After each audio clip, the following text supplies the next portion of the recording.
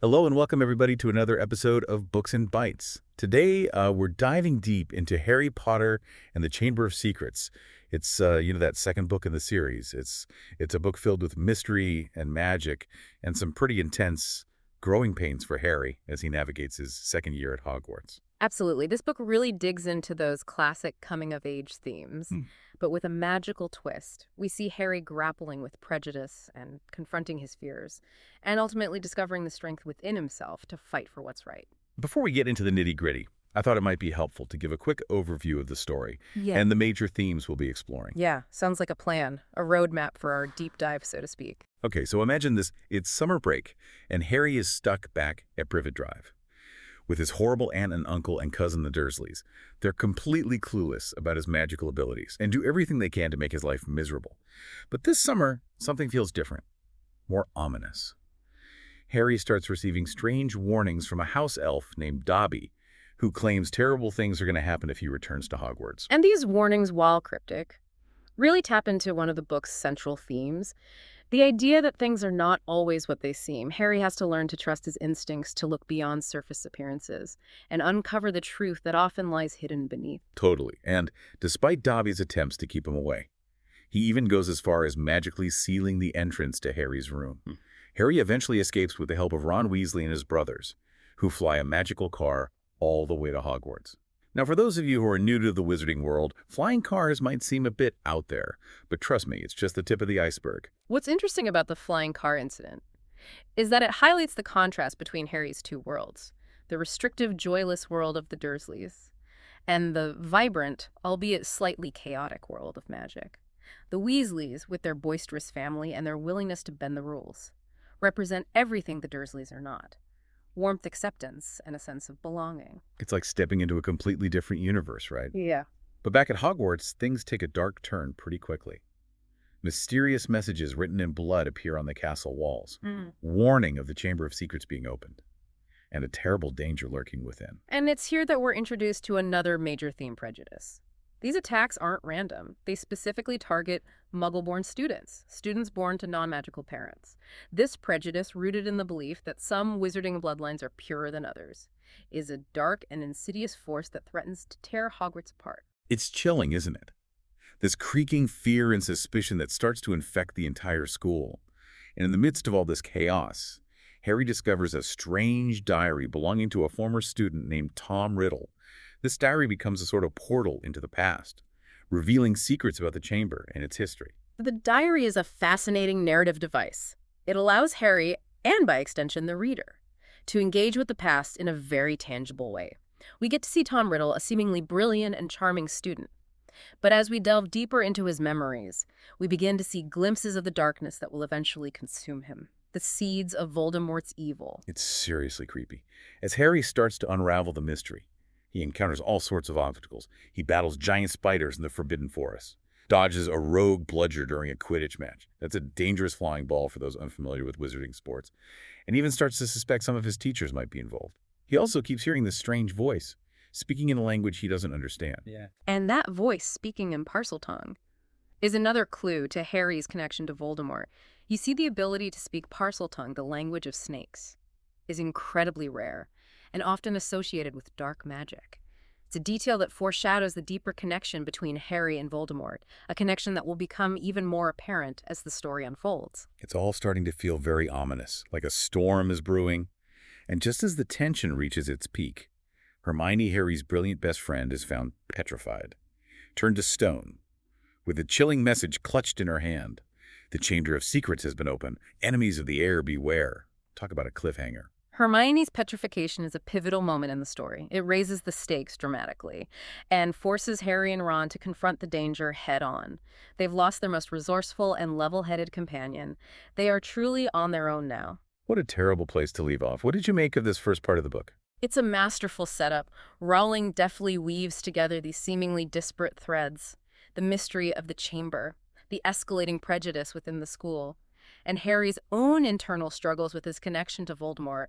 It's like a tapestry, with each thread adding depth and complexity to the overall design. I completely agree.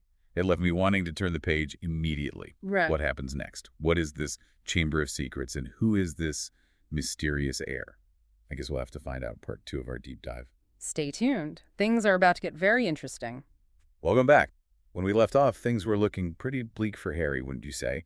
Hermione petrified Hogwarts on the brink of closure and a giant snake on the loose. It's definitely one of those moments where you just want to yell at the book. What happens next? Remember how everything seemed to be falling apart? Hagrid arrested, Dumbledore ousted, and this looming sense that Hogwarts itself might not survive. It felt like all the safe havens were disappearing. It's a brilliant move by Rowling, stripping away these layers of protection, these figures of authority that Harry has come to rely on. He's forced to face the danger alone, to rely on his own judgment and courage. It's a crucial part of his journey, learning that sometimes you have to be your own hero. And he does have those moments of doubt, doesn't he? He questions his abilities, his connection to Voldemort. He even wonders if he might be the heir to Slytherin himself. It's a pretty dark place for him mentally. It's a testament to Rowling's skill as a writer, that she allows Harry to experience those moments of vulnerability, those doubts and fears. It makes him a much more relatable and believable character. He's not some invincible superhero. He's a flawed, insecure teenager grappling with extraordinary circumstances. And even with those doubts, he keeps pushing forward. He doesn't give up. Along with Ron, he decides to take matters into his own hands. They follow the trail of the monster, leading them deep into the heart of Hogwarts, right to the entrance of the Chamber of Secrets itself. It's like they're literally descending into the belly of the beast. The Chamber of Secrets itself is a fascinating piece of symbolism. It's a hidden space buried deep beneath the school, representing all those dark secrets, those hidden prejudices that fester beneath the surface of wizarding society. It's also a place of ancient magic, a connection to Hogwarts founder Salazar Slytherin and his belief in blood purity. It's super atmospheric, right? You can practically feel the dampness, the weight of history, and the lurking danger as Harry and Ron make their way through the tunnels. And remember, they encounter that giant snakeskin. It's a pretty terrifying reminder that they're not alone down there. The imagery is incredibly vivid. That snakeskin is a tangible symbol of the basilisk's power, its monstrous nature. It's a constant reminder to Harry and Ron, and to us as readers, of the very real danger they're facing. And just when things couldn't get any more intense, we have this whole side plot with Gilderoy Lockhart. He's supposed to be this famous, powerful wizard, the expert on dark arts, but he turns out to be a complete fraud. He's all flash and no substance, stealing other people's stories and taking credit for their accomplishments. Lockhart is a fantastic example of how Rowling uses humor to undercut the tension, but also to make a deeper point. He represents the dangers of superficiality, of valuing fame and appearances over true substance. It's a theme that's particularly relevant in today's world with its obsession with celebrity and social media. Totally. And Lockhart's downfall is pretty hilarious, albeit a bit tragic. He tries to erase Harry and Ron's memories so he can escape the chamber. But thanks to Ron's broken wand, the spell backfires, leaving him with amnesia. It's a fitting end for a character who's built his entire life on a foundation of lies. It's almost Shakespearean, isn't it? The charlatan unmasked, brought down by his own deceit. It's a reminder that even in the wizarding world, truth has a way of revealing itself. So Lockhart's out of the picture, and Harry and Ron are left to face the chamber alone. They find Ginny unconscious, and that's when Tom Riddle, the diary version, finally reveals his true identity. He's a younger version of Voldemort. It's a mind-blowing twist. This is the moment where all the pieces of the puzzle start clicking into place. We realize that Riddle has been using Ginny, possessing her, to open the chamber and unleash the basilisk. And as he explains his plan to Harry, we get this chilling glimpse into the mind of a young Voldemort. His obsession with power, his disdain for Muggleborns, his belief in his own superiority. And he reveals this shocking connection between himself and Harry, doesn't he? He says that Harry was almost sorted into Slytherin, that he possesses many of the qualities that Voldemort himself valued: ambition, resourcefulness, even a disregard for rules. It's enough to make Harry question his own identity, his own potential for darkness. This is one of the most powerful and thought-provoking aspects of the book. It challenges this simplistic notion of good versus evil, suggesting that the line between the two can be blurry, that even someone like Harry, who's fundamentally good, could be tempted by the dark side. It's like one of those nature versus nurture debates, right? Is Harry destined to follow in Voldemort's footsteps simply because they share certain traits? Or can he choose his own path, forge his own destiny? That's the central question, isn't it? And it's a question that resonates far beyond the world of Harry Potter. It speaks to our own struggles with identity, with making choices that define who we are even in the face of adversity or temptation. And speaking of temptation, just when it seems like Harry's about to give in to despair, He's visited by Fawkes, Dumbledore's phoenix. Fawkes brings him the sword of Godric Gryffindor, a symbol of courage and chivalry, and helps him to defeat the basilisk. Fawkes' arrival is such a potent symbol of hope and renewal. Phoenixes are mythical creatures known for their ability to rise from ashes to be reborn.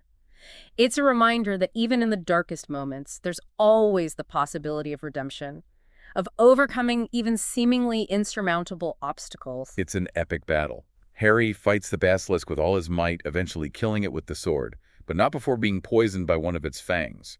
He's willing to sacrifice himself to save Ginny and the others who have been petrified.